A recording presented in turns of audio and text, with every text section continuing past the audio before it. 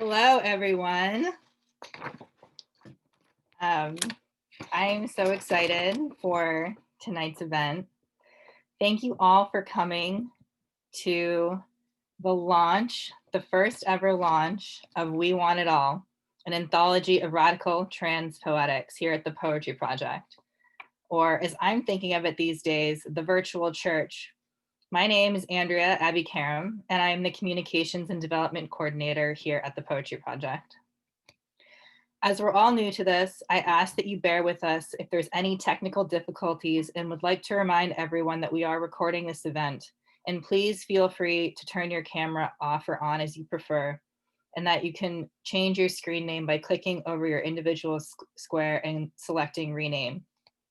I'll also note that to access a live transcript of tonight's event, click the live red indicator in the upper left corner of your screen and then click view stream, and the live transcript will open in a new browser tab for you to see. One of our moderators for tonight, Anna Kreinberg, is adding a PDF in the chat now that includes some more tips and directions for Zoom. If you have any trouble with Zoom during tonight's event or any Zoom related questions, please feel free to chat Anna directly. Anna is now adding our statement of safer spaces to the chat. The Poetry Project's commitment to safer spaces does not change according to whether the space we share is physical or virtual, distal or proximal, and we extend appreciation to you for joining us in this commitment in this community. I think of the event space as a decolonial pathway that points to potential for the return of stolen land to the indigenous people that the state violently stole it from in the first place. In the context of occupied Lenapehoking, where I'm speaking from, I am thinking specifically about the unceded territory of the Lenai Lenape, Canarsie, Shinnecock, and Munsee peoples. Anna is putting this map in the chat, not to endorse it as complete, but to invite you to continually learn about the land you occupy, its histories, and its ties. And with this foundation and optimism of the event space as a decolonial pathway, I am thrilled to share with you tonight's program, We Want It All, an anthology of radical trans poetics, co-edited by Kay Gabriel and myself, brings together the work of 72 intergenerational trans poets writing against capital and empire and published by Nightboat Books. If you haven't already pre-ordered, Anna is placing the pre-order link in the chat now, and pre-orders will be shipping out from Nightboat's office in Greenpoint this week. Kay and I will first read from the introduction of the anthology. We will then hear an archival audio recording of Sylvia Rivera, whose speech, Bitch on Wheels, is included in the anthology. This recording was made in 1970 when Sylvia was 19 and has been made public by Making Gay History LGBTQ Oral Histories from the archive. Next, in this order, we will hear readings from the following contributors: Joss Barton, Logan February, Nora Fulton, Jesse Gaston, Evan Kleekamp, Rowan Powell, Holly Raymond, Aaron El Sabrut, Trish Salah, and we will close with a video excerpt of Leslie Feinberg's speech, Beyond Pink or Blue, that was given in 2008 at CSU Sonoma. And we are thrilled to include the opening of Stone Butch Blues titled Letter to Teresa by Leslie Feinberg between the covers of We Want It All. We are grateful to Minnie Bruce Pratt for making this possible. Before I invite Kay to join me on screen, I want to thank the Poetry Project staff for making this event possible, including James Barrickman, Anna Kreinberg, Roberta Montez, Laura Henriksen, Kyle DeCoyan, and Nicole Wallace. I also want to extend mega thanks to the Nightboat team, including Stephen Motika, Lindsay Bolt, the book's designer, Risa Hochberger, Kaylin Ernest, Jay Elijah, Elliot Sky Crace, Grace Byron, and Santi Valencia. In my mind, there is no press better suited than Nightboat to support the writing of radical trans poets. We dedicate this book to comrades, lovers, friends, dead and living. Okay, I now invite you to unmute yourself while I hold up. Hi. I guess our copies can wave to each other through virtual space. Hi, everyone. Hi, Andrea. Thank you so much to everyone for joining us.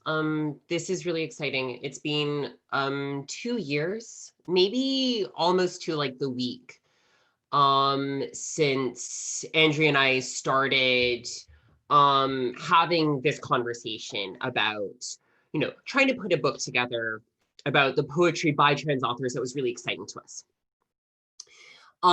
So this has been just like a mammoth effort of labor on the part of Andrea and me, and also on a number of other people. And I want to thank them, and then I want to talk about the project, and then we'll get going with the night. I guess I want to extend a personal thanks to people who've been very supportive to me. And those are Rosario Nez and Mike Funk and Cam Scott, among many others. As I've gone through the sort of stress of this project. I love you guys. A huge thanks to the Nightboat team, to Rissa, who made the book look like so beautiful. And as you guys can, sexy. Like as you guys kind of like find this book in whatever bookstore, I would say please don't get it from Amazon, and don't even fucking get it from the Strand. As you guys sort of see this, you'll see that it's very beautiful. Huge thanks also to Lindsay Bolt and Stephen Mutika for being like really helpful on the editorial side, to Grace Byron, and to Kaylin Ernest, who have like really helped us like kind of put the book out into the world.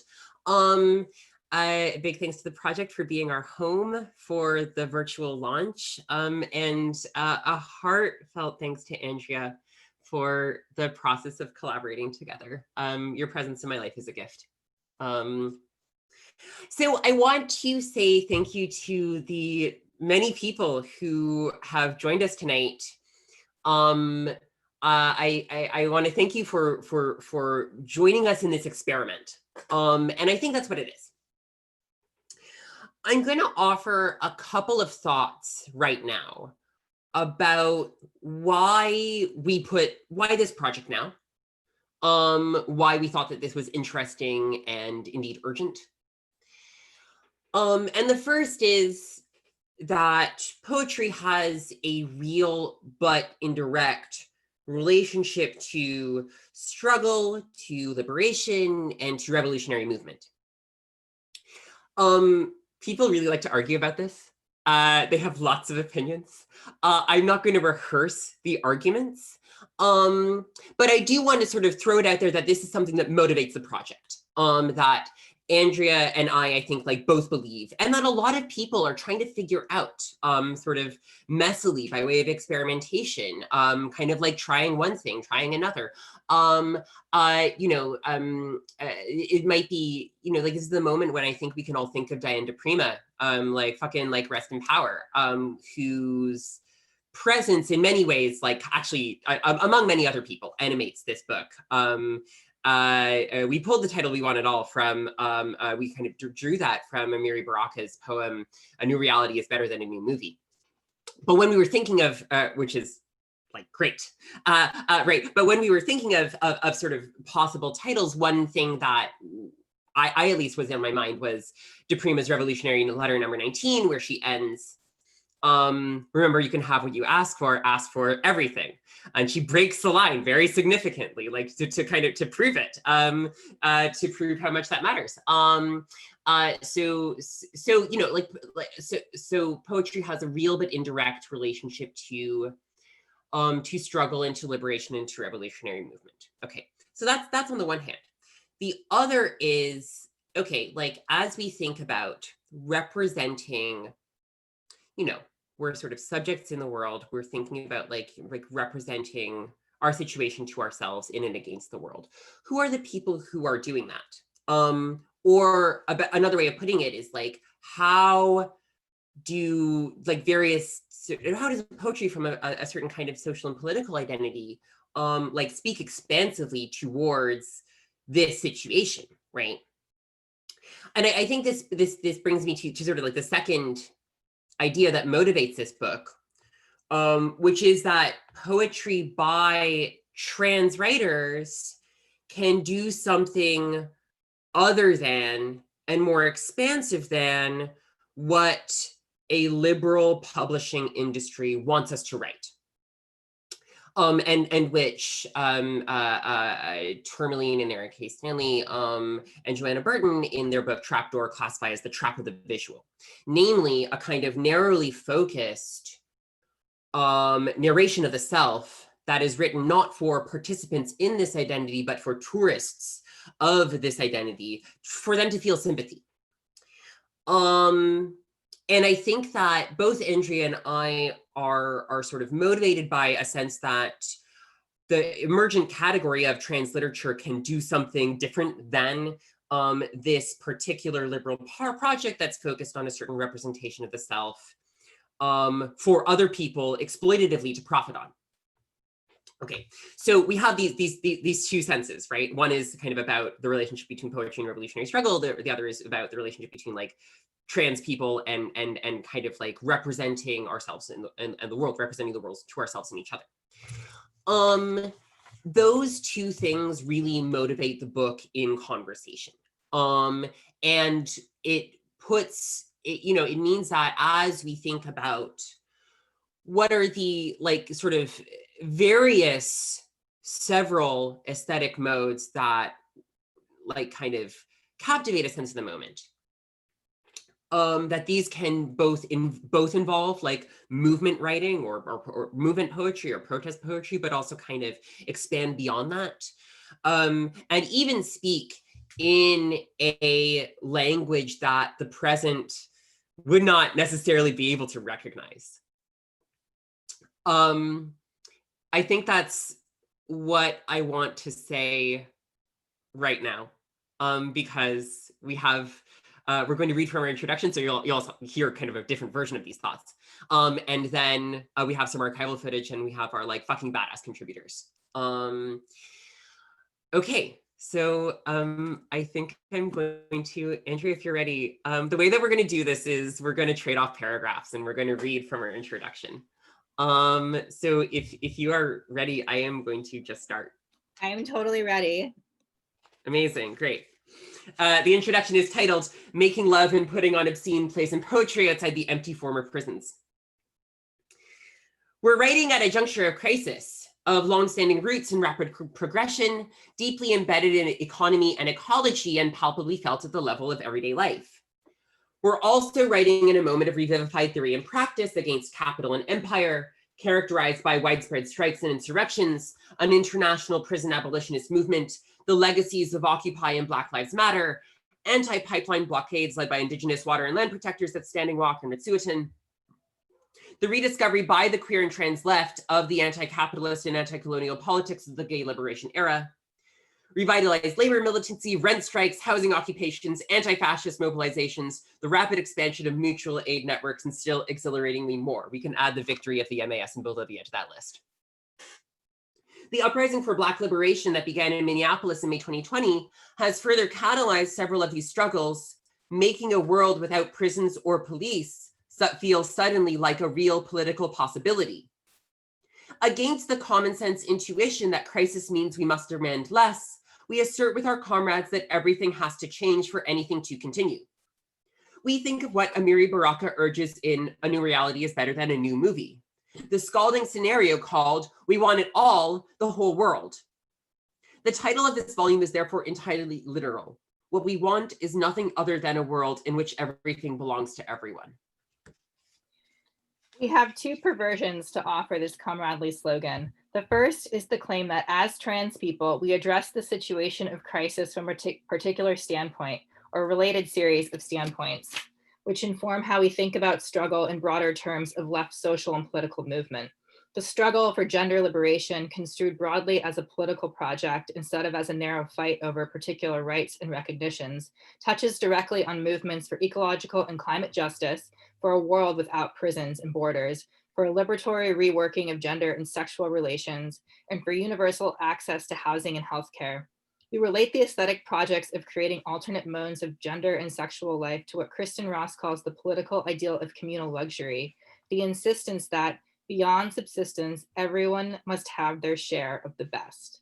These projects of subjective liberation, of making a world for exuberant trans desire, among other modes of living, foreground bodily autonomy as an object of social and political struggle, Trans people have a particular stake in that fight that, properly speaking, belongs to everyone. As a collection of writing by trans people against capital and empire, this book attempts to piece together these multiple points of overlap between the subjective, interpersonal, and everyday modes of trans life and the internationalist horizons of the fights we are already engaged in. The second is the sense that poetry bears on the project of imagining and making actual a totally inverted world. We don't hold that poetry is a form of or replaces political action. Poetry isn't revolutionary practice. Poetry provides a way to inhabit revolutionary practice, to ground ourselves in our relations to ourselves and each other, to think about an unevenly miserable world and to spit in its face. We believe that poetry can do things that theory can't, that poetry leaps into what theory tends towards. We think that poetry conjoins and extends the interventions that trans people make into our lives and bodily presence in the world, which always have an aesthetic dimension. We assert that poetry should be an activity by and for everybody. The project of the collection that follows is therefore a gamble of sorts. Can a poetics both ground itself in a particular social identity and speak expansively towards the present and its crises? Trans poetry is typically foregrounded the body, its uses and constraints, its uneven legibility, its relations to racial and colonial modes of categorization, its conscription into the wage and the working day. What else can this emphasis render into focus? How does a trans poetry translate itself across borders and languages or account for the colonial conditions of its own emergence? What modes, beyond and together with agitprop, are capable of forcing an encounter between the ideal and the actual? In asking these questions, we're attempting to refuse in advance the imperative of representation that the publishing industry places on trans literature. Since the so-called tipping point, opportunistic publishers have attempted to instrumentalize trans writing for profit. We're asked to transform even a brutal personal experience of abjection into titillating narratives for bourgeois readers eager to consume stories of trans pain. This process more or less represents how capital turns the precarity and violence of trans lives into cultural commodities. Tourmaline, Eric A. Stanley, and Joanna Burton called representation the trap of the visual. It offers, they say, or more accurately, it is frequently offered to us as the primary path through which trans people might have access to livable lives. Against the trap of representation and against the conception of trans literature as a self-interested discourse narrowly focused on securing the rights and recognitions of the state, we aim in this volume to assemble a trans poetics that both addresses and articulates itself beyond the confines of our lives. We didn't have to look far to encounter the overlap between trans poetry of the present and a writing that positions itself explicitly against empire and capital. This is surely in part because, as Ruth Jennison and Julian Murfitt argue in their recent Communism in Poetry, quote, the resurrection of the mass action has created the possibility for spatial nearness between the poet and other bodies and voices. This restructuring of poet to street has revivified the question of what poetry can do. Poetry of the present, to a greater degree than a generation before, corresponds to the event of mass uprisings. On the other hand, the past decade has witnessed a groundswell of poetry by trans writers. In 2013, the editors of Troubling the Line, Trans and Genderqueer Poetry and Poetics could reasonably note that their struggle even to find an overlap between poetry and trans communities. That moment has thankfully passed. Trans poetry has burst the banks of any narrow canon, or even the possibility of a concise and tidy canonization. And where trans poetry in the past half decade has exploded, it has done so overwhelmingly as a writing against capital, prisons, borders, and ecocide, animated by collective and communist desires. Our aim in the present collection is therefore to both register and amplify this tendency, to help turn the volume all the way up on what's already going on. We could go on, and we surely will. Our intention with this partial and contingent list is to provide a non-exhaustive sense of some of the dynamic writing that the emerging category of trans literature is already making possible. We want everyone who wants to get in on it too. Every instance of these various texts and projects assembled here represents only a moment in a series of collective efforts to think about and intervene in the world we intend to win. We want it all. We want it fucking all, where all is a list for everyone to make. So thanks very much for listening. And we're now going to hear the recording, the archival recording that Andrea mentioned of Sylvia Rivera from 1970.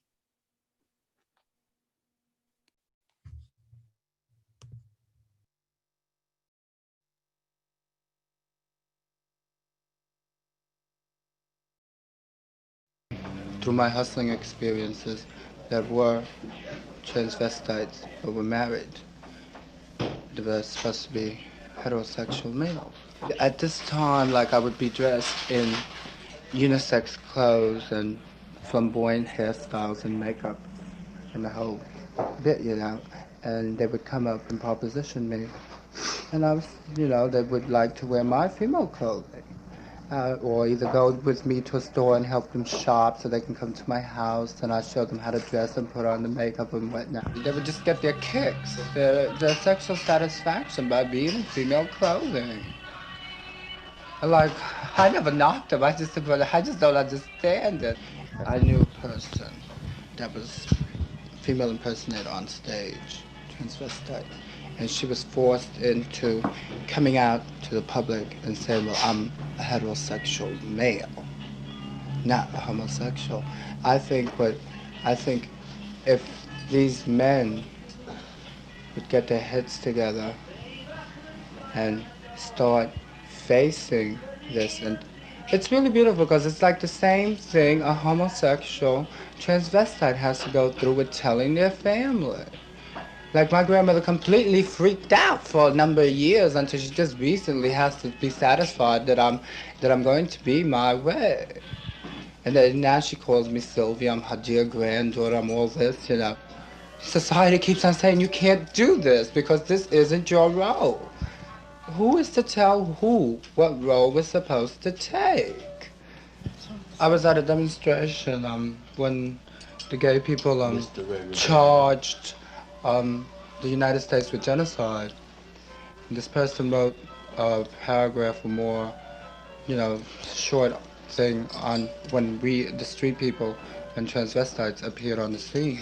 So right away he throws everything on me and he starts off Mr. Ray Rivera. Mr. Rivera likes to be called by his transvestite friends as Sylvia. This is very oppressive. Everyone calls me Sylvia.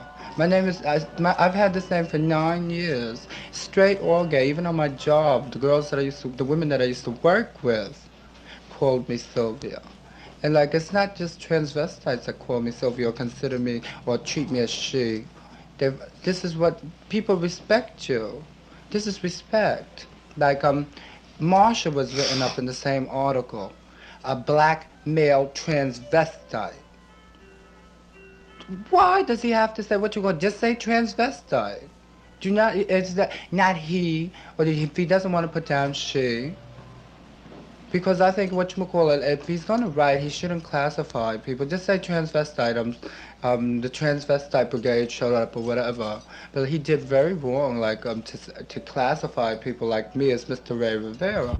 Because like he knows me from Gay Activist Alliance when I first joined there. Like I was there when GA first started, 4 months when it was 4 months old. Like I made a phone call from Jersey. It's like, do you accept transvestites? At that time, I was still using the word drag queen. I said, do you accept drag queen? Sure, come on down. So my friends and I tipped down there to the meeting from Jersey. And we walk in, we took a peek.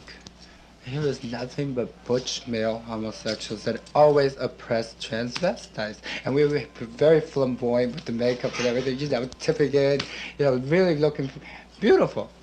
So like, we walked away, we walked up the block, and we came back, and we peeked in some more. And we said, no, let's go home. We walked about 5 blocks and said, no, let's go in and freak them out for the hell of it. So we walked in and like, what's your name? At the table, you had to write your name. I said, my name is Sylvia. He says, what is your name? I said, I'm Sylvia. He says, well, we can't accept that name. So I wrote down Sylvia Lee Rivera, and in parentheses, I have the habit of putting Ray Rivera, my real name. Even even men, you know, homosexual males that are dealing with their sexism are always discriminating against transvestites.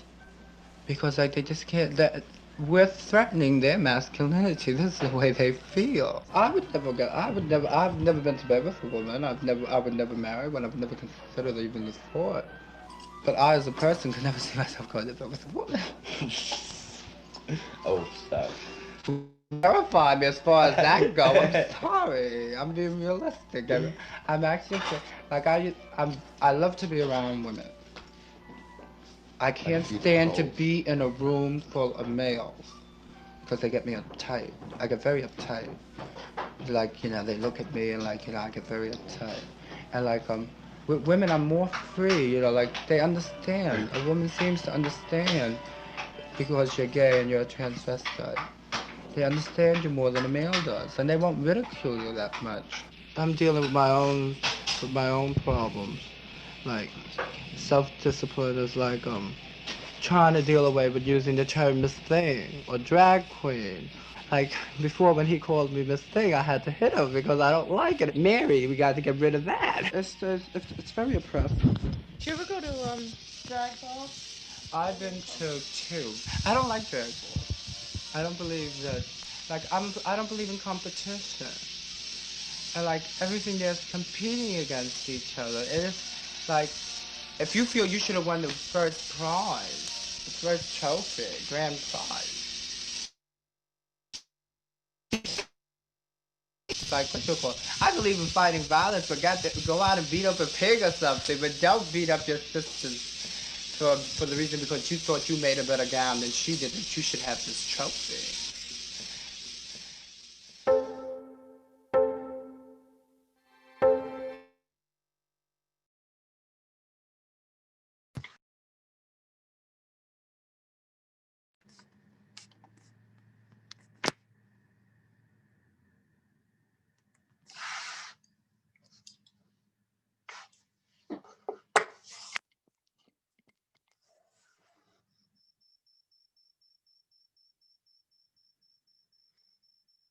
Hello. Hello. Hi. I guess I just go. Is that what I'm doing? Yes, thank you. We're so excited to hear you read. Okay, great. Sorry.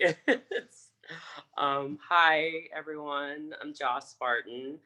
I am going to read a poem from St. Louis, Missouri. This is not going to be a piece from the anthology. It is a new piece that I've written this summer, and I hope you enjoy it. For La Belle. When the oracles leave. A spot is burned amongst the marigolds where my life is not a wipe of trash tangled in the weeds, but a pillar of glorious diamond salt light flaming against a desolate world. As fascism and fear hoard around us like horseflies drawn to sweet blood. As the horror of America reveals herself to us in the mounting dead and the mounting missing and the mountains of newspaper clippings charting this frightening new collapse. Just like the old collapse, just like our necrosyntax, never letting off our necks, never not gnashing on the jugular, never not replaying the home videos, rolling VHS rust red carpet tape, wrapped within the folding fringed tears of willow leaves. Lush, deep green trees giving us everything we need, like orgies feeding the soul, like disco balls flowing on the lips, like an acid gospel telling you, it's time, sis. Get on them fucking moans and make them eat it.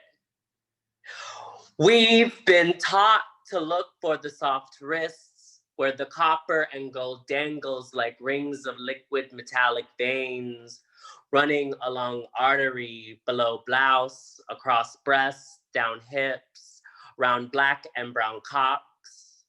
We've been taught to look how the sun bounces off the nose or the brow or the eye, taught how to melt ourselves into whatever form tips us with crisp dollar bills, holy snapping fingers, gagging faggotry, screaming praise and worship on our benevolent bodies. Bodies that summon cataclysms, bodies that soothe war wounds, bodies that poison wells, bodies that milk prostates and wet pussies, bodies that are sweetbreads for mice and worms. I am more queer flesh for sale. I am more AIDS death to jerk off to. I am more amber glass vials of cocaine tucked between swole tits. I am chiffon dreams sacrificed on sissy Sunday tea dance floors. I am skin that sweats and sings and snorts and swallows as spirits are lifted into disco gospel glory. I am the rock and clay mud road etched into the palms, lifting to push themselves into some other world where the blossoms are stuck to our cheeks by tears of joyous love, where the pain of all those lost years becomes a sequin chrysalis, reflecting the holy shivers pulsating through the cosmos, like the chill of LaBelle's river, going, going, going, going, going, down and down and down, until this wretched wealth is drowned in rose gold faggot cum floods, until the anal waters run clean, until the fascists are hung from the highest beams, until my sister's command book femme prophecy faded in 5 a.m. clubs, until we all reach that perfect climb and perfect time, until I'm not afraid to die in their concentration camps or at the foot of a broken man's bed, until these oracle possessions return to the cradle of the next great extinction and empties my eyes of all wonders waxing across slaughtered moons. Maybe I'll awaken in a land where horns and harmonies have healed my body, where tranny milk and honey flows through the holler, where we never stop dancing in holy heat pressed together under Lorex lights, where strangers dream together and rebel together, and it all feels so good, so good. Thank you.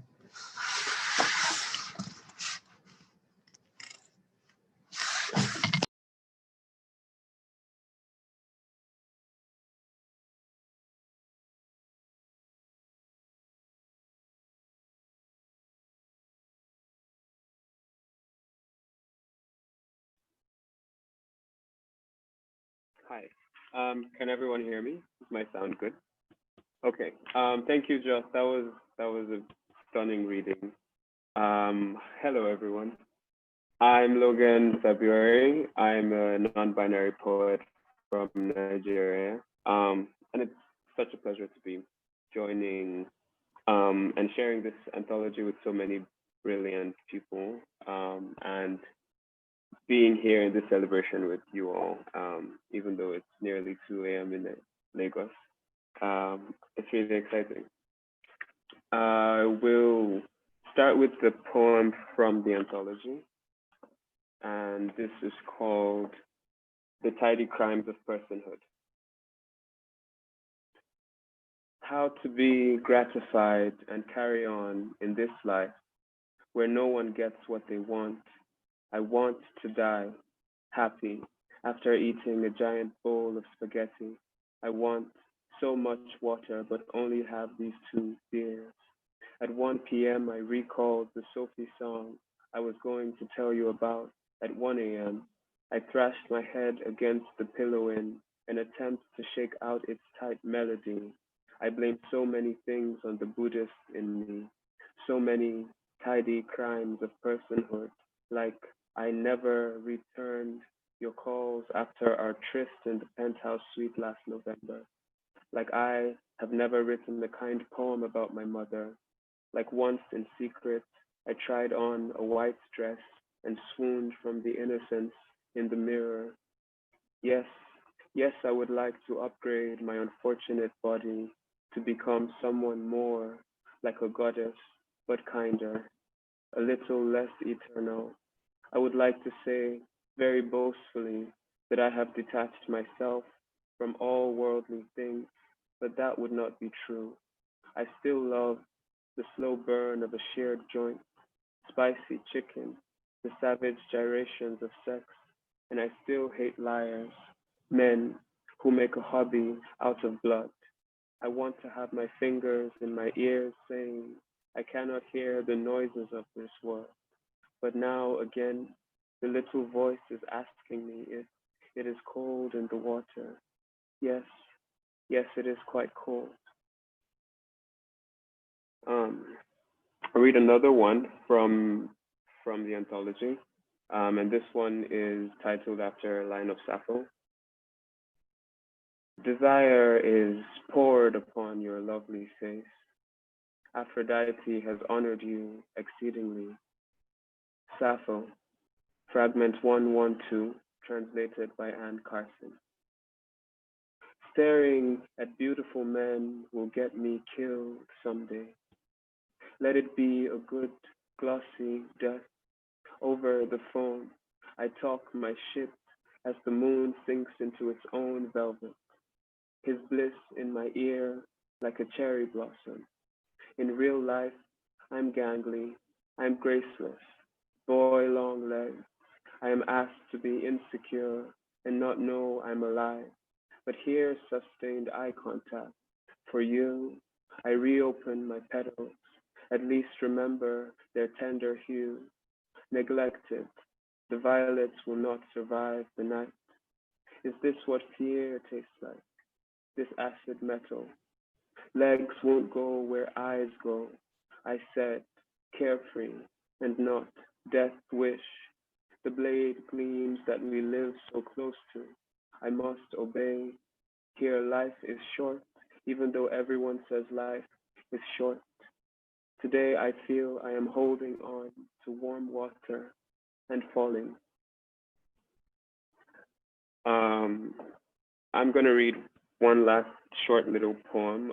This is not from the anthology, it's just like a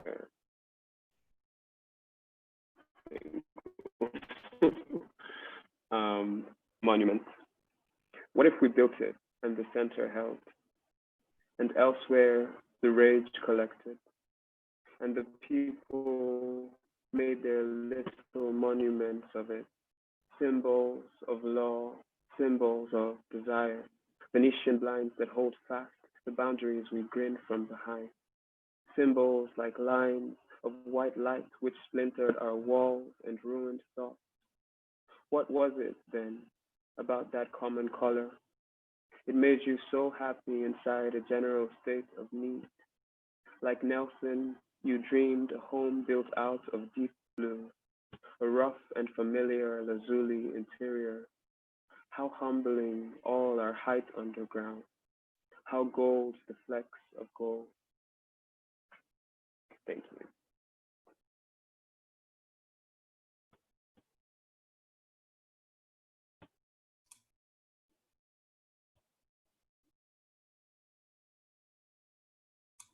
Hi, everyone. Wow, thank you so much for having me here, to Kay and Andrea and Nightboat and Poetry Project, everyone reading tonight, everyone attending. Thank you. It's like a huge, huge honor. I'm going to read two poems. One of them is one of the prose poems in the collection, and then I have a short poem to follow. Two of Never. The proprietor of the bicycle shop leads a normal life until he starts repeatedly getting called to jury duty in Paris. His obsession with finding his customers the perfect bicycle becomes an obsession with justice. But a man keeps coming to the shop wanting to make certain exchanges. First, he asks to exchange the tandem bicycle that he bought for his fiancée for two bicycles, so that they can each have one. The relationship has dissolved. Later, he asks to exchange his single bicycle what he kept of the pair for the same tandem he traded, because he met someone new and they're to be married any day now. The proprietor is clearly an affable and romantic person who defines himself by his capacity for hospitality. So he allows the exchange to be made and warmly congratulates the man on finding new love.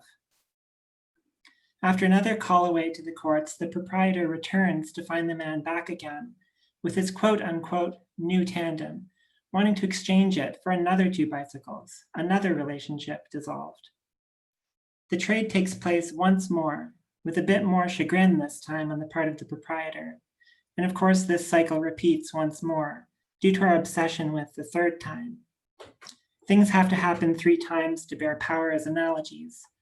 1 leaves us hungry, horny, 2 pales in comparison to the 1st, and 3 secures the 1st as nostalgia and the 2nd as exactly what we deserved. At least for a while, we can think about the flat tension between ideas of justice and hospitality here, of equal and unequal exchanges. But everything is ruined if we discover that the man was actually selling off the 2nd bicycle he would always have left over from the trade. A revelation no doubt rooted in the 20th century decision for inhospitable justice over unjustified hospitality.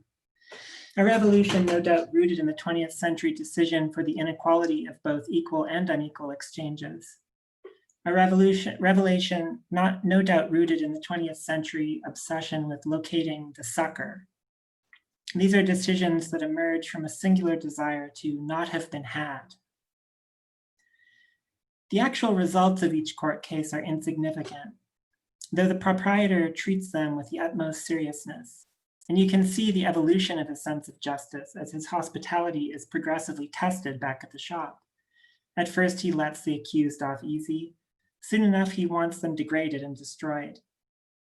What matters is that both the just one and the hospitable one are starting points for this image of the social, and can seemingly choose themselves, create themselves out of nothing, in order to disprove their origin in the sucker.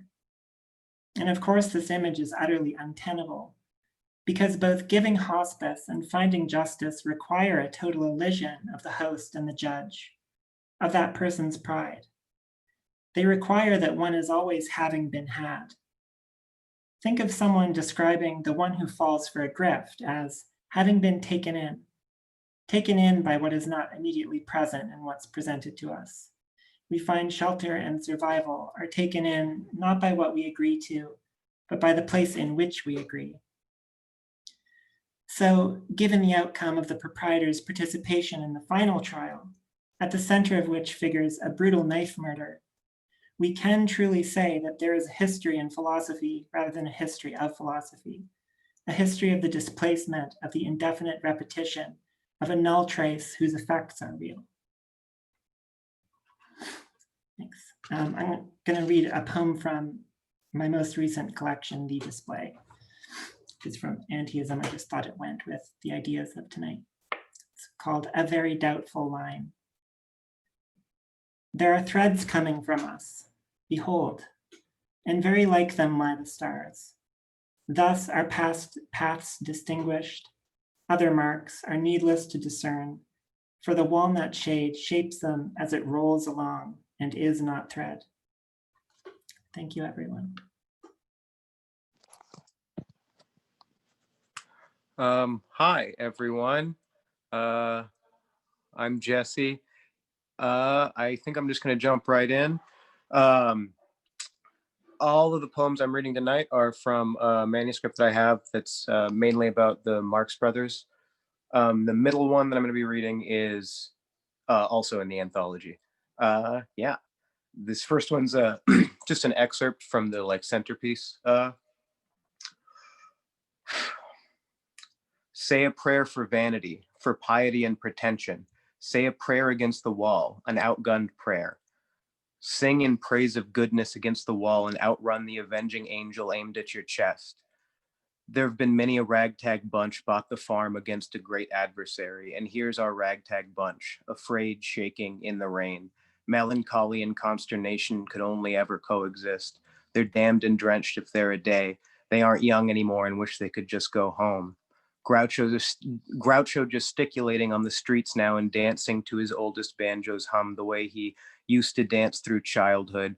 Harpo Brash hit him very hard in the head. He would put a bat repeatedly against his temple and stomp him into dirt and spit him out and burn him with his torch. That is vaudeville after all, and boys will be boys after all, and pain is the punchline actually.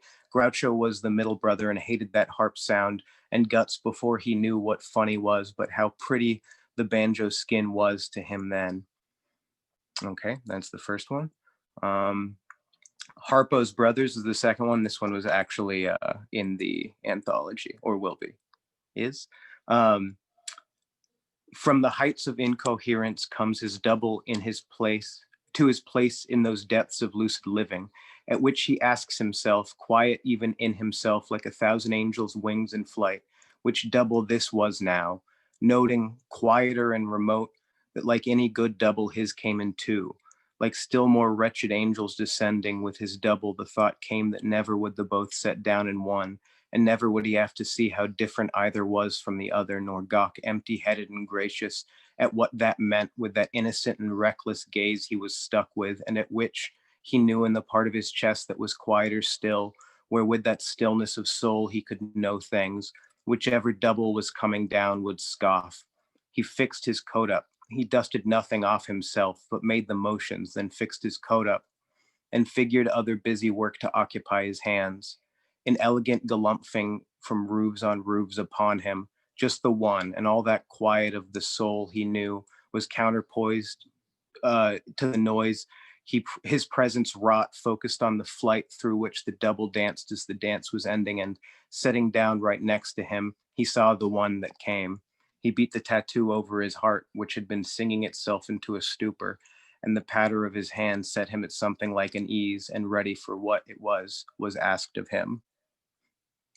Okay, and the final one is called Gummo Becomes a Dentist, and Gummo is the fifth Marx brother who never appeared in, he wasn't a performer. Yeah. The opening, a chasm widening or opening up. Before I came to watch the between marked by an edge's lips, that nothing had already begun or had no beginning and always just was widening. So to reach out and not touch because it's not touchable, but to reach out and expect a denser air there befits the grease paint black or grease paint black backdrop over which hangs mist that between the white above and the black here hangs gray or bright or drab with presence, predicated on the moment when the expectation of presence gives way to the expectation of a truth, that there is nothing there between the edges. This is its final presence.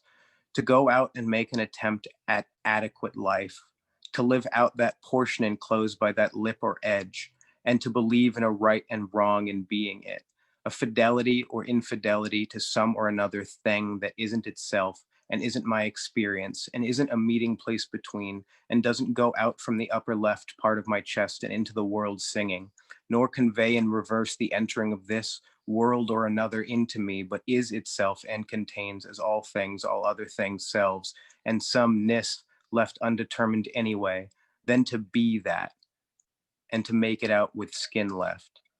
But I undersell it anyway, that thing that never stops, that there is no effect from its goings on is hard to explain, its allure even harder. Still, to be astride, unfixed, warm and cozy, that's my only wish from it these days, Groucho, existing, and all I could wish for you, for which I beg your forgiveness. Today I will try to live, just to live.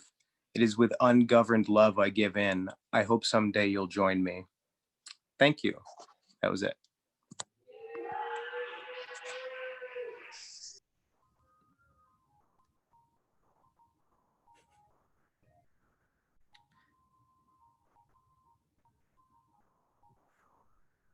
Can you guys see me or hear me? I can only see Jesse. That's weird. We can both see and hear you, yes. But you have a light kind of shining, sort of like a halo right above your I know, camera. I just can't see myself for whatever reason. Let me see. There we go. Yeah, it's dark here. Now I can hear myself. That's nice. Thank you everyone for putting this together. There's like a whole list of people I should name, but I'm trying to save time. Joss, that was so great at the beginning. Jesse, it's great to hear your voice again. I'm gonna read what is actually the incredibly updated version of what's in the anthology, because that was the beginning of my novel project. And it's literally been like years of changing that thing. And so I decided to read a recently published version that I did with Laura Owens, which was really fun. So it's a book that's an accordion, it's got 2 sides. So I'm gonna read from the poem on the back, and then I'm gonna just swerve into the novel very quickly. So this is from Double Negative 2, and this section is called 4 Instruments.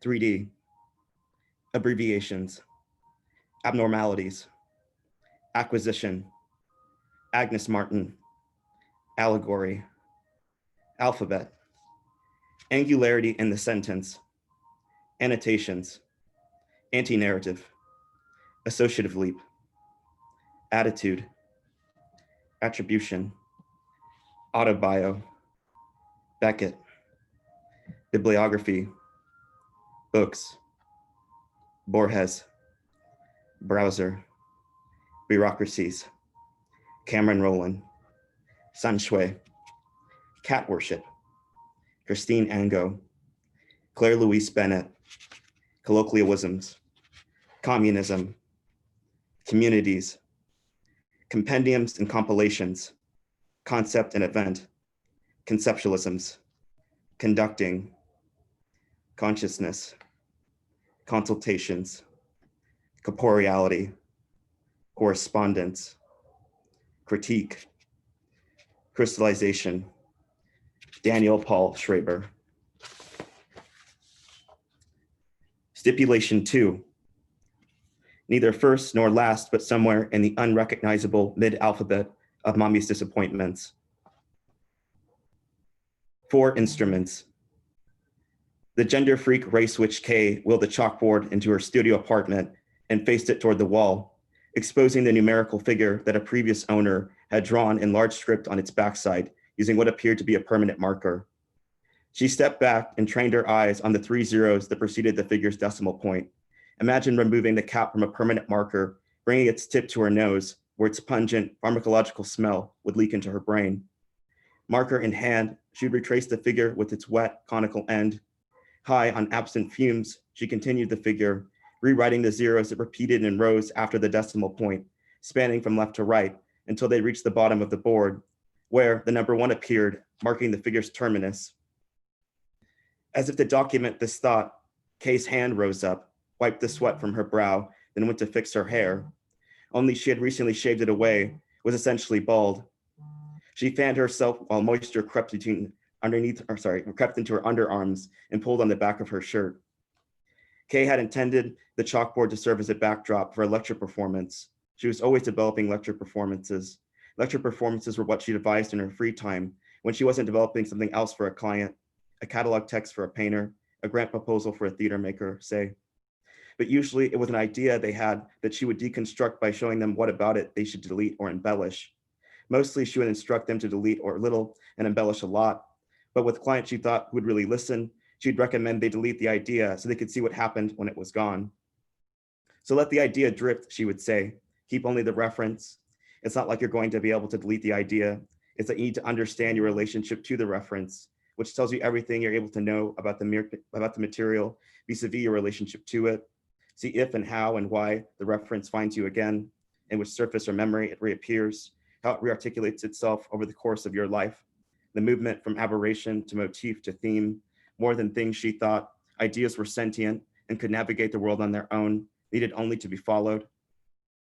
Still sweating through her shirt, Kay checked her phone, only emails, no calls or texts, nothing to distract from or alleviate the dampness. She determined the chalkboard's position so parallel to the west-facing wall wouldn't work, too much light, and wheeled it into the northeast corner where, slanted outward, it more or less commanded the room. She scooted the chair and sawhorse desk in front of the board, positioned her red IKEA desk lamp on the desktop, stepped back and observed the tableau. Then an idea took root. She found the camera, a Nikon D5100 Karina had lent her, on the floor where she had left it earlier. She aimed the camera at the scene that was beginning to form in her apartment and fired the shutter. She paused to review the image, inched the lamp towards the right, where it would no longer be cropped at the edge of the photograph, Then, sweeping the viewfinder across the room, she aimed the camera at the sliding door mirror on her closet and took another photo in which the white plastic that framed the mirror sliced her in half, separating her right and left sides, which the mirror reversed. The note she had pinned to the opposite wall, which featured a working title for one of her novellas, Cat Space Odyssey Apocalypse Friend Time novel, though visible in the photograph, was illegible because it was similarly blurred and reversed. Ruth, her cat, walked across the desk, turned to make eye contact with her, and then reached up to bite one of the pins that held the note to the wall, almost knocking a stand of books from the desk in the process. He wanted attention, so Kay aimed the camera at him and took several photographs in quick succession, many in which his movement distorted the image.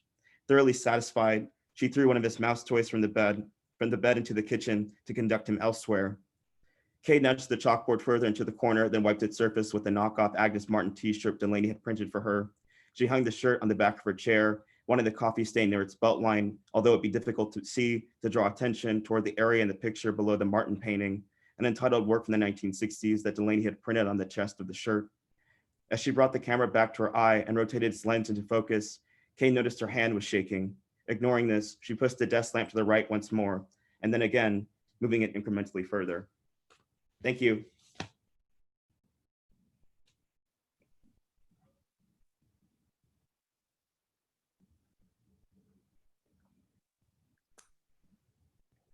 Hi, everyone. I'm going to read a short bit, a kind of squished version of the piece that's in the anthology, and just to kind of frame it, I guess it's just, it's trying to think through how to access histories that exist in and against the colonial record and the kind of obsessive lengths that we'll go to reach out to possible friends and allies in the past, in this case, the 16th century. So yeah, I'm going to take you on a bit of that line. I'm writing to the history of Marie Germain, who is in some year preceding the recording of The Event by Ambrose Parr in his 1573 text on monsters and marvels, ran some way along a path, chasing a pig, leapt a fence, and I am writing a letter backwards, which they are telling me can only be sent forwards, the direction of travel from the past to the present, from cold to hot, from imperfect tending towards perfect, onwards and upwards along the great chain of being. I'm writing of Marie Germain, Ambrose Paré, who without intention wrote to me, to my body, running, wild in confusion. Paré states, I do not write for women at all. Across 446 years, I write in reply, not to Paré, but to Marie. I write to convey how little I can say, but how often I think and feel along that line, that leap and that landing. 1.68% tea, twice daily, sticky thing, I run, slipping through the thicket. Paré was a medical man, recording the facts as he saw them. A woman gives birth to a frog. Noted. Marie Germain runs too fast while chasing a pig, leaps and becomes a man. Record. This is simply cold tending towards its perfect opposite, heat. Paré is considered one of the fathers of surgery, repairing unwanted ruptures. A forerunner of modern forensic pathology, a pioneer in surgical techniques, he produced surgical advances in the treatment of wounds. Keeping pace means controlling breathing, repeating on each foot strike to the ground, a country of fences, stone walls, ditches and hedges. Inhaling cold air, breathing out, the quick brown fox jumps over the lazy dog. Through big-bellied trees you stretch out above, wood for fuel, wood for merchant ships and gunboats, between 4,000 to 6,000 mature oaks each, several hectares of forest, each ship. Each hectare is 100 meters squared, a football field, a unit of measure, a play space with all of its exclusion zones, white lines into grass. Following what I imagine to be the closest approximation of your path, Marie, I search in the trees for a point of departure. I'm looking for a suitable leap, knowing that leaving the ground with 2 feet suspended allows for an unparting, 2 parts, at least 2, Paré, Montaigne, and their boys would say this is an improvement, the advancement towards a higher order as nature tends towards perfection. Fuck that. I exhale as I pace through the thicket, searching.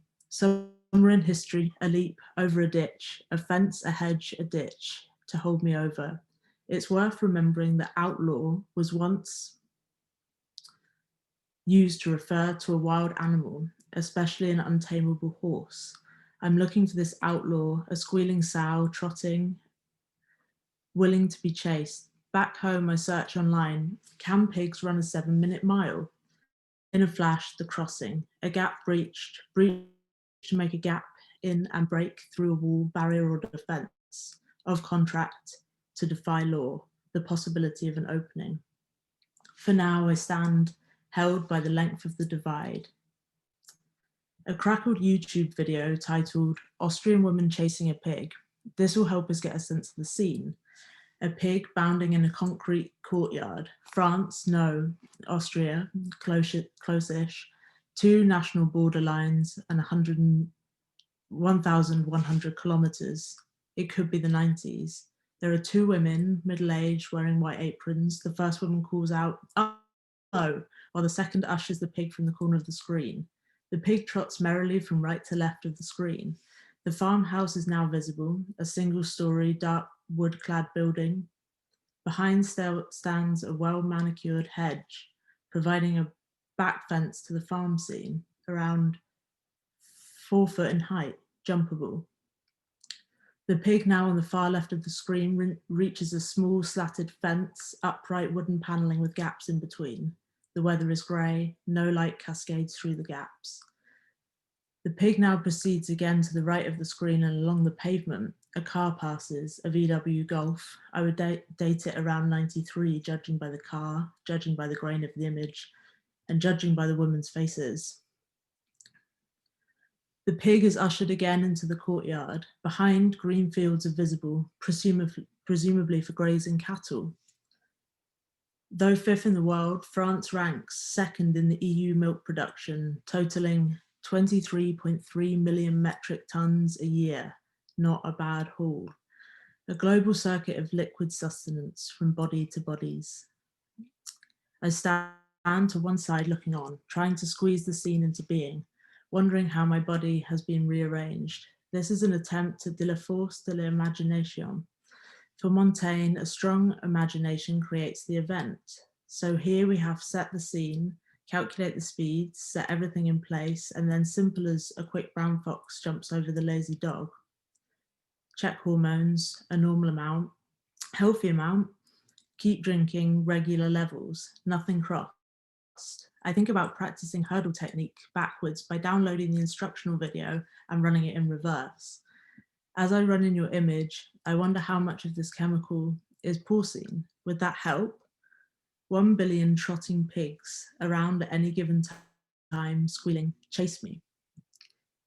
Europe imagines itself for the first time as it destroys its forests, running into paper mills and circulating its own news back to itself.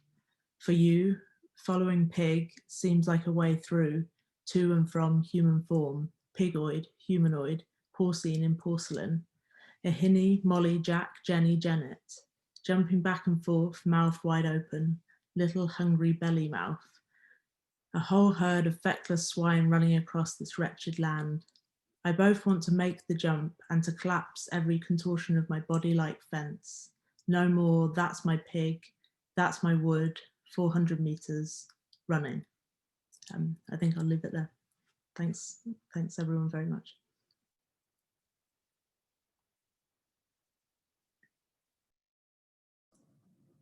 Hi, everybody. Am I audible? Yes. Oh, awesome. Thank you. So I'm going to betray the premise of this, and I'm going to start with some stuff that's not from the anthology.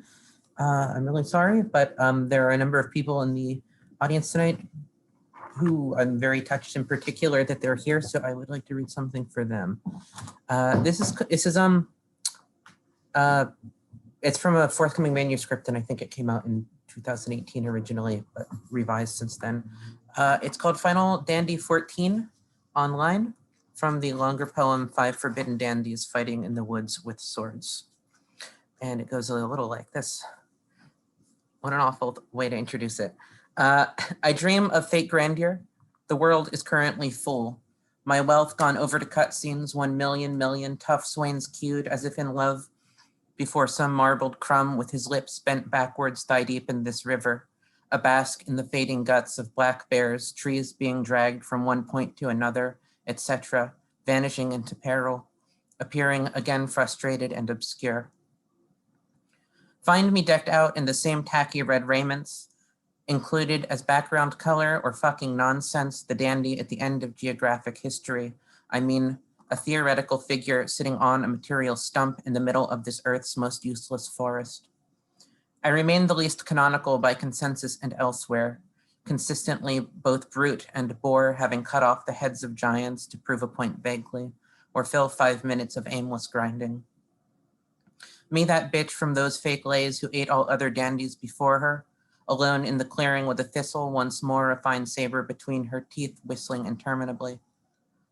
Do you remember that Spicer bit about fighting forever in armor? It's expensive, fireworks permanently. That's not what he said though, I don't think, startled by the noise and never unstartled.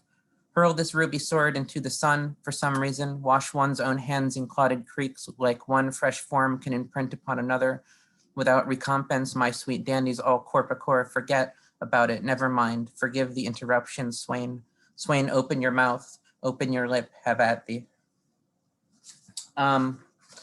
This next one is from the anthology. It's from a manuscript that came out last year called Mall is Lost from Adjunct Press, edited by the lovely Johnny Lore. This is sort of from a longer project about retail. Secret mission orders for Goblin Romantic.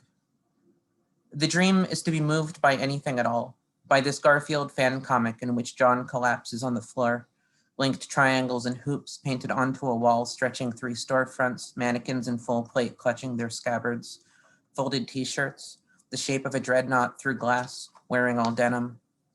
Pass through a cloud of vape smoke in the canned isinglass department, exit bawling at the beauty of all manifest creation.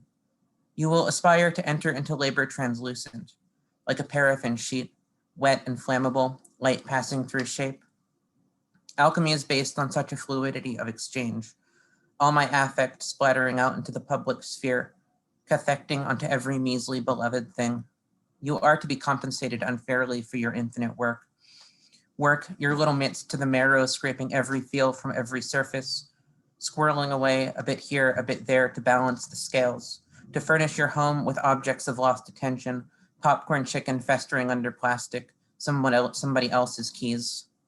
Goblin in the sheets, bugbear in the sheets, and under the paving stones defeat. In Goblin Mall, still melancholic, inexplicably still reedy and thick with unchecked pips and teeth, still gnawing the fibers from the goblin bills, still holding that nothing up to the light and muttering. Such discontent to see the star twist out of view and know the malls shall die anon. How the bridge shudders against the bridge and the bridge in turn goes coughing shyly. You, paid in double exposure, walking as it were on beetle shells. Say to the vast red eye overhead, you don't know, you only work here, and after work sleep in the model beds for fun. It's mostly pretense. Sun through the fake palms and the skylights, total carapace to cup you in. Oh, and a workman's armor, the vile smell of it. In love with product, steal what you vend. Peddle as a mediator, touch a stranger's hand to pass what's craved, squander, your smoke breaks are infinite. Watch tapes to lazily know each name as a grunt or a whistle, pockets fat with surplus, fingers deep in the salad bar, gloves off. And that line hasn't aged well. You are married to my crime habitus. Your earbuds and chargers and your red vouchers slipped into my burlap sack will someday come gaily to call me mom. In Goblin Mall, all the flowers are cops. They sing your title. All the birds are cops too. Every beautiful thing you used to love as named from a poem, that's cops, baby. I know not where you go to, hands in the apron, head low through every hanging garden, the cars for kids wobbling on their motors and tithe, the perfume of the dogwoods calling you to your arrest, calling your wage out as nemesis in absentia, unstoppable and demure and 10,000% fired. And one last really quick from, really quick one. This is a, I don't know, medical question box. It's about this kind of fringe medical therapy from the turn of the century where people would extract the testicles from animals and put them under people's skins like a subdermal thing. And they thought that would do this and that. In the time before talking movies, two men meet on the street in Chicago. Frank Lidston, urologist, says, "Touch me," and you touch him. Beneath the shirt, beneath the collar, beneath the vest, 6 free-roaming testes implanted between the skin and the ribs. And later, in a closet under chandeliers, Frank Lidston becomes nude, like Apollo, he says, and discloses a third nut visible to the naked eye. He could do a handstand, rejuvenated by the virile glands of a man no older than 35, hale and fit. He could simmer with rage. Others favored apes or goats or prayer, as in cathedrals where the saints were skimmed off from their bones in portions, the parts of bodies multiplied as flowers in the spring. Thank you very much, everybody.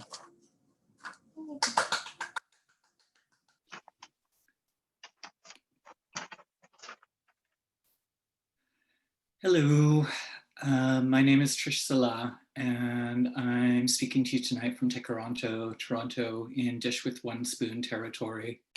The Dish with One Spoon is a meeting place, a treaty place between the Mississauga of the New Credit, the Anishinaabe, and the Haudenosaunee. And this is Indigenous land which is occupied regardless of treaties which may claim to report things otherwise. I want to thank Kay and Andrea for putting together this incredible anthology and this evening, and for assembling us here tonight. I'm going to read 3 poems. They're from the anthology. This is Manifest. Exist it, if you can, beings that so luminesce us alive, alive, being so. Where did they go? We aspire and abandon, eat ourselves and shit and sleep and eat. We drag our loves, we burn out raw, we passive aggress our families that fail us, turn us out. We don't know where to go, we shelter online. And in shelters, our refused shelter often. Look up, eyes fallen asleep again. Welcome to this echo against the redaction of being we've grown used to. These are cuts, measure them, acceptable or tracts and declarations. Pride is a hollow you might fit in, hide deeply. What is hidden guides us more than our voices, leads us through the past. To what? What is hidden guides more than eyesight, to stutter, stumble at a human form, guides more than touch or hearing, more than sensible becoming, acute fixture, being only a spare measure, only rumor and glimpse. What is apparent is the ease of our death. To whom do we die? To whom wish to live? This next piece is called What's to Come. Either past as buried or relentlessly of the present, neither recourse to urgency nor the denial of urgency. More than breaking the frame of sex's reach, more or before and under what grounds? More than the frame of the oppositional, tender proliferation, gender euphoria, beyond being counted where they cease to exist. Breaking the frame of the oppositional, what frame is that exactly? Bios and necros and bios and necros, and as in an analytic, no. What are the dialectics of oversight? Familiar genres of ruse or rouse, but to re-entangle as in human with murdered and murderable. What new humanity without purge and burn? What from the discarded and or loudly ignored? What from the rendered inoperable, non-passable? What newly new do we now passionately live, either past or as buried, or relentlessly of the present? Did somebody say literature? And this last poem is called Love Poem. Is this spite in repetition, in the signal back? Is this a longed for annihilation, longed for? What part of envy is false consciousness or a symptom of internalized oppression? Too easy to envision violence we do ourselves on that model. The horizons market share, capitulation as of a radical recycling already new, leavening hunger for visibility, for a healthy narcissism. Why not? Call it a solidarity of trans girls, a trauma of trans girls, a grave of trans girls. Is it respite from the relentless consumption of consumption as a topic of critique of us? Is there a dare, a bid for love, a survival equation, lust for life unburdened of fear's repetition? Is it what dusty winds kiss, dusk's hope for chill, mercy of a novice, affection? Thanks very much.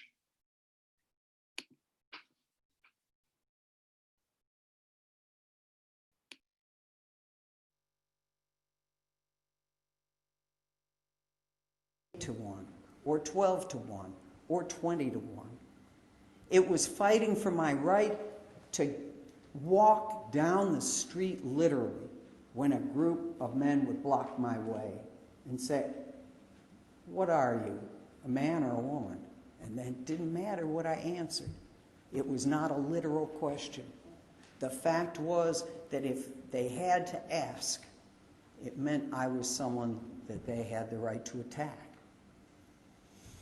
Well, the Stonewall Rebellion in New York was certainly not the first time that people who were, and here language fails me, gender queer, gender bent. You know, you can only be considered gender bent in a society that's gender rigid. So all of this language that I'm using is hard to express, except that we were masculine females and feminine males, and some of us cross-dressed part of the time and some all of the time, but people could tell we were gender different no matter how we were dressed. And then there were our partners who were highly stylized in their own gender expression and had the courage to be with us. And we would go to the bars and the police would raid them. And sometimes people ask me, and they mean it, I understand the question. They say, well, if the bars were so dangerous, why did you go there? And the fact is that it wasn't that the bars were dangerous and I went there, we went there. It's that where we went was dangerous. That's where the danger came. But even when we were alone, we were fighting, but just one at a time, outnumbered.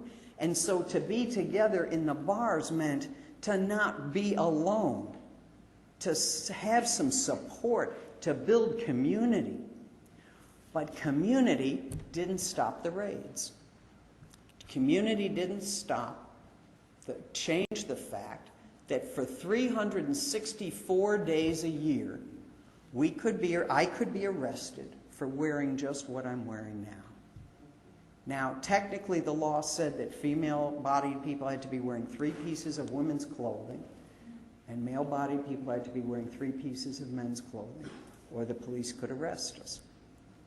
The one night a year that we were not arrested, and we all knew this was a fact, was Halloween. But we couldn't explain why. And that contradiction stuck with me. Why on earth didn't the police raid us on Halloween? Was it really just because everyone was in costume? Well, that turned out to be a clue for me that I went back to, but not until things heated up socially to the point where I was in motion too, and found my way to other people who were in motion. In New York City, and I'm aware we have a range of ages here, and so I'm going to be, respectful of that when I'm talking about the levels of violence that took place. What happened that night was not unusual in Greenwich Village. It was the Stonewall Inn was a bar that was not a segregated bar. It was black, Latino, and white.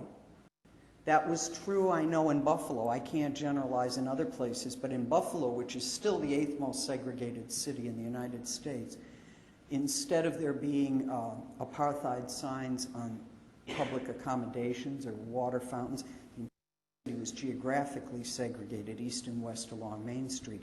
However, in the bars and on the shop floors, there was black and white and Six Nation and Latino together, and that helped shape a different kind of consciousness than was true in the rest of Buffalo too. And this was true in the Stonewall Bar, because some of the bars in Greenwich Village were extremely segregated. I mean, racist segregation. It was like, you know, carding people of color at the door in a way that was meant to bar their entrance, period. Some drag queens were allowed in, some butches were allowed into the Stonewall. It was a very mixed crowd in many ways, around class and nationality and ethnicity and ages, and people had come in from different places because it was sort of located right on subway lines and bus lines, easy to get to from different boroughs. And it was a hot June night, and the police did what they did. They came in for their payoffs. They came in to raid the bars. They took the drag queens and dunked their heads in buckets of water and smeared their makeup on their faces and reminded them that the sentencing could be carried out that night in the backseat of a police cruiser or on the cold cement floor of a precinct cell, and baited them for being limp-wristed sissies. And I handed out for some of you, if you go to workers.org, the series that I've done on lavender and red, I handed this out because I want to be able to refer to things that you can go back and find out more information about, like this Stonewall blow by blow, where I've put together all that happened that night, and it'll, I hope, be interesting for you to read. But basically what happened, by most reports, is that someone who the crowd identified as being a butch lesbian was being dragged out by the police, and she fought. She fought back and struggled, and they tried to get her from the bar into the police cruiser, and she like got her feet up against the car and wouldn't get in and was kicking and got away and got back into the bar. And the police went back in and dragged her out, and she fought again, and some of the drag queens said to the crowd, "Do something." And of course, who started it? Who led it? Those who had the least to lose and the most to gain from fighting back. It was mostly the homeless youth who were transgender and gay and lesbian. They were mostly black and Latina and white. Some of them have lived homeless on the streets in New York as transgender youth since they were 10, 11, 12 years old. They knew all about what it meant to be arrested. They still bore the wounds, their bodies and their psyches and their personhood. And they began rocking the police van. They said to the cops, "You can't take our friends away. We're not going to let you." And they took their precious pocket change. People who hadn't eaten that day, they took their pocket change and threw it at the police. They said, "You want your payoffs? Here's your payoffs." And they found bottle caps and bottles and stones, and the police began to retreat. The police, who were so well armed and so aggressive, began to retreat back into the very bar they had raided, because the youth that night taught the police that a stiletto high heel in the hands of an enraged transgender youth is a formidable weapon against police repression.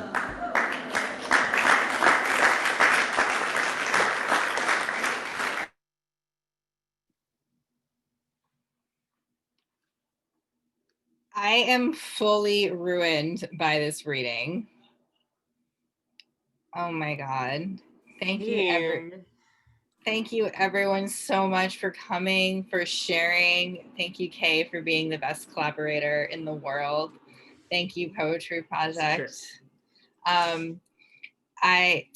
Anna just dropped the pre-order link for the anthology in the chat again. Pre-orders are going to start shipping out on Wednesday.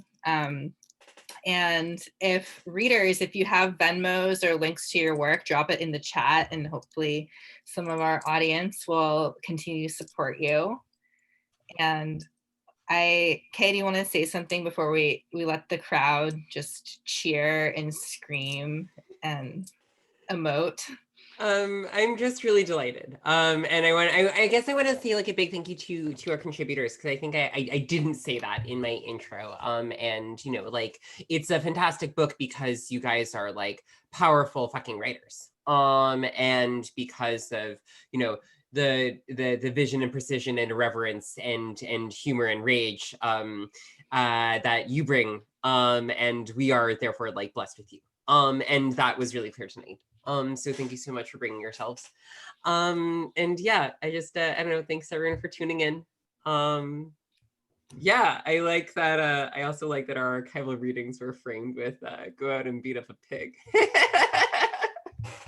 I love this so much. Allegedly. Joss is asking where we can share the recording for friends and folks who couldn't log on. Poetry Project, do you have answers to that question? The recording, it'll take a week or so to be processed, and then we'll post it online, and we'll include it in an e-blast too, of everyone who RSVP'd and stuff. So. And this is maybe a question for Roberto, but will there be a transcript? Any of you can get like, it will be captioned. Badass, great. Which is why it takes a week or so. All right, I think let's unmute everyone so people can scream and cheer for our amazing readers. Yes!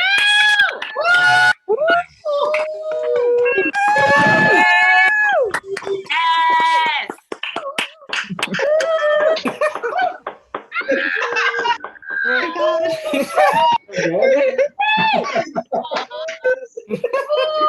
So beautiful. Oh my God. Oh my God, that was awesome. Can we close it? Yeah. I'm just getting kicked out. Oh my God. Thank you so much, everyone. Yeah, thank you very much, friends. It really feels wonderful to know that you're listening and tuning in and just feeling the enthusiasm. So awesome. And we can't wait to some point when we can celebrate maybe safely breathing the same air as you all. And until then, you can find Until then, if you want to save the date for November 19th, we're going to have another virtual event hosted by Topos Bookstore. So save the date. With more readers. More readers. We're aiming to have everyone who's in the anthology read it in an event. So if you would like to host us, also let us know. One other event that you guys can, the Store for Tops, that is correct. That is what Topos is for. One other event that we have coming up is we are partnering with One Archive we have a lot of readers who've passed, including Sylvia and Leslie, and also Bryn Kelly and Lou Sullivan in the anthology. And we did that on purpose because we wanted to trace links between present moments of radical action and movement with kind of prior versions of the same.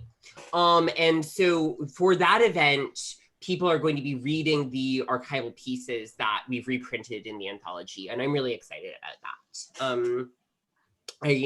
Maybe I will also flag that I'm really excited about Bryn Kelly's essay that's in here, and I think maybe especially outside of New York, she's a little bit less well known than some of the people we've reprinted. So I'm excited for people to read her work and to be introduced to her fantastic writing. The date for that reading is December the 7th. Ooh. Yeah, it's a Sunday. It's a Sunday. Let's look at our calendars really quickly. Sunday in December. Which is December the 6th. December the 6th at 7 p.m. Yeah. Wonderful. So yeah, mark your calendars. See you there. And I also want to share that one of our dearly departed friends did the frontispiece illustration in the book. So Nico Goguen, who is a dear friend of mine and many, did this illustration, and we're lucky enough to have it printed in the book for everyone to see. And thank you so much. I think we're gonna close out with some more of our favorite music. And thank you so much, everyone, for coming. This has been, I'm seriously ruined emotionally in the best way. Yeah. For those who don't know, one of Andrea's and my initial bonding moments is that we both have tattoos of whole lyrics.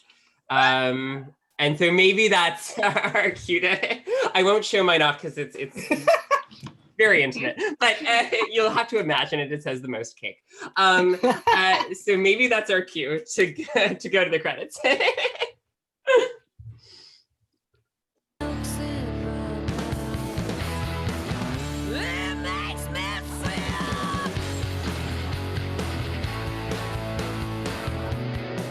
Oh.